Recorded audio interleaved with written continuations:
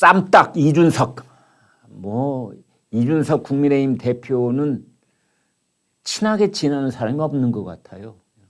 보면 보는 족족 그냥 싸움인데 정진석 국회 부의장하고도 싸우지요. 이양희 윤리위원장하고도 싸우지요. 윤핵관하고도 싸우지요. 장제원하고도 싸우지요. 권성동하고도 싸우지요. 윤석열 대통령하고도 사이가 썩 안 좋은 것 같지요. 그 중에서 이제 가장 유명짝에 앙앙불락하는 사이가 안철수 의원입니다. 한 10년쯤 됐습니다. 노원병 지역구를 놓고 서로 붙기도 하고 또 공천을 이준석 공천을 못 받게 안철수 의원이 뭔가 술을 썼다 이런 얘기도 있었고 그래서 둘은 도무지 화해를 할 수 없는 사이다 이런 얘기도 있었습니다. 그런데 최근에 이준석이 간장이라는 말을 썼습니다. 간장을 한 사발 들이켜야 될 것 같다. 거기서 이것은 간 보는 사람이라는 그 별로 명예스럽지 못한 말을 들었던 안철수 의원을 가리킵니다. 그다음에 장은 장제원 의원을 가리킵니다. 장제원 의원이 만든 미래혁신 포럼인가에 안철수 의원도 참석했다면서요. 그러니까 간장 이것은 두 사람을 싸잡아서 얘기하는 건데 한 사람은 안철수, 한 사람은 장제원. 간장 한 사발을 들이켜야 될 것 같다. 나한테는 다 공공의 적이다 라고 이준석이 얘기를 했던 겁니다. 거기에 대해서 안철수 의원이 이렇게 말했습니다. 저는 지금까지 한 번도 이준석 대표에 대해서 어떤 공격을 한 적이 없습니다. 오히려 저는 아무런 생각이 없습니다. 2016년 4월 총선 때 서울 노원병 지역구에서 맞붙었습니다. 그때 안철수 의원은 국민의힘이 아니라 국민의당 후보로 나서서 52.33% 당선이 됐죠. 과반 득표로요. 그다음에 새누리당 후보 이준석 득표율 31.32%로 낙선을 했습니다. 이것에 대해서 안철수 의원이 아주 점잖게 한마디 합니다.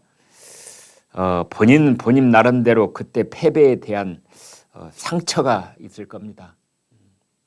지금 이준석이 쌈딱처럼 마이크만 입 앞에 있으면 나를 욕하고 그냥 아무나 가서 핥히고 있는데 특히 나에 대해서는 6년 전에 총선에서 졌을 때 그 상처가 있는 것 같다. 어떻게 보면 이제 큰형 같은 입장에서 그래, 준석이 너 그러는 거 내가 이해 못하는 바는 아니야. 그래, 그때 나한테 노원병 총선에서 졌을 때 가슴 쓰라렸지. 그것을 네가 아직 씻어내지 못하고 기회만 오면 나한테 그냥 발톱을 세우는구나. 내가 말이야 나 같은 입장에서 너한테 같이 맞설 수는 없지 않니? 그래서 나는 너한테 날선 말을 한 번도 한 적은 없다. 이쯤 정리하고 넘어가자. 이제 이런 분위기. 이제 6월도 오늘이 29일이니까 다 가고 있지요. 내일이 이제 6월 말일이 되겠습니다. 그리고 7월 7일 날 이준석 성남 상납 의혹에 대한 윤리위원회 심판이 내려지는 날입니다. 그러면은 토요일, 일요일 빼면은 이제 일주일도 채 못 남았다. 이렇게 볼 수 있는데 지금 이준석이 확실하게 기댈 수 있는 사람은 윤석열 대통령입니다. 그런데 윤석열 대통령은 현재 스페인 나토 정상회담에 가 있지 않습니까? 그래서 윤석열 대통령이 토요일 날 귀국을 합니다. 이번 주 토요일 날. 죄송합니다. 금요일 날 7월 1일.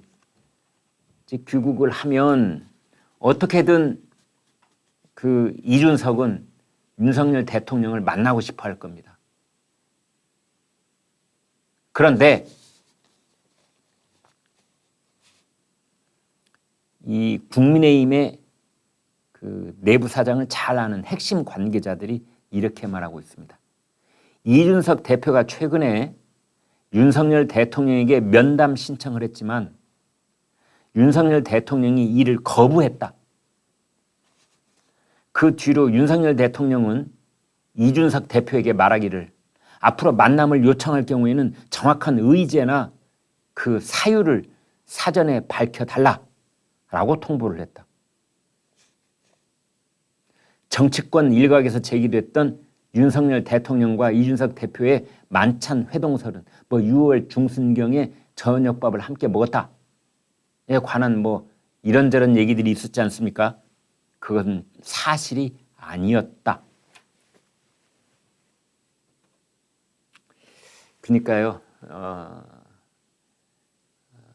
왜 이제 윤석열 대통령이 검찰총장직에서 이제 박차고 나와서 좀 숙고의 시간을 가진 다음에 정치 일선의 후보가 되겠다고 선언을 하고 그다음에 이제 국민의힘을 입당을 하느냐 마느냐 언제 하느냐 이제 그 문제 가지고 고민을 하고 있던 그런 당시 그다음에 국민의힘이 대선 후보가 되고 선거대책위원회가 꾸려지고 했을 당시에 지난 한 1년 동안 이준석이 윤석열 후보에게 했던 이야기들이 있습니다. 목록이 쫙 나와 있습니다.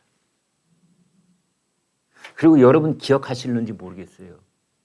윤석열 대통령 후보를 이제 분 단위로 시간을 쪼개 쓰던 그 선거대책위원회 이 당 대표는 당연직으로 선대위원장이 됩니다. 공동 선대위원장이 되는 겁니다.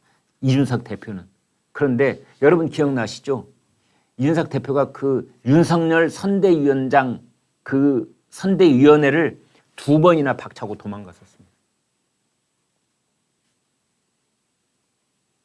그것뿐입니까? 여러분 기억에 생생하실 겁니다. 윤석열이 대통령 되면 지구를 떠나겠다.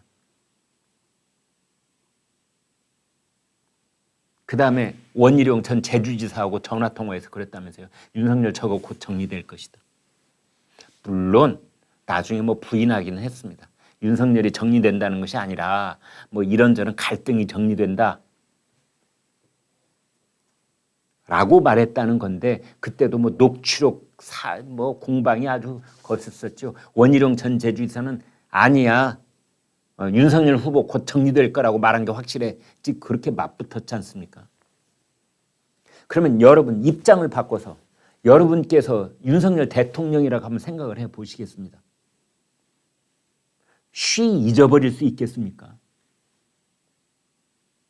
내가 대통령이 되면 지구를 떠나겠다고 하는 저 청년이 지금 당대표인데 나보고 곧 정리될 거라고 얘기했던 사람이 지금 당대표인데 내가 그 유중한 시기에 대통령 후보였을 때 선거대책위원회를 박차고 2번이나 도망갔던 사람이 이준석인데 그리고 내가 출국하는데 서울 비행장도 안 나온 사람이 이준석인데 만나고 싶다고? 이제 아쉬우니까 나를 만나고 싶다고? 좋아. 대통령이 집권 여당의 당대표 만나줄 수 있지. 그렇지만 이제는 무슨 일로 만나겠다는 거 만난 왜 만나야 되는지 나한테 미리 내놔. 의제, 그 다음에 사유. 그것을 내놓으라 하는 것은 당신 만날 생각 별로 없어. 야 준석이 아구야 나 너 만날 생각 별로 없다. 이런 겁니다. 당 윤리위원회에서 혐의가 없다는 게 클리어가 된 다음에는 글쎄 그 다음에는 한번 만나줄 수 있겠지만 지금 당 윤리위원회를 코앞에 두고 있는데 내가 당신을 만난다면 내가 너를 만난다면 그거는 정치적으로 매우 중요한 사인을 윤리위원회에 주는 것 아니겠니?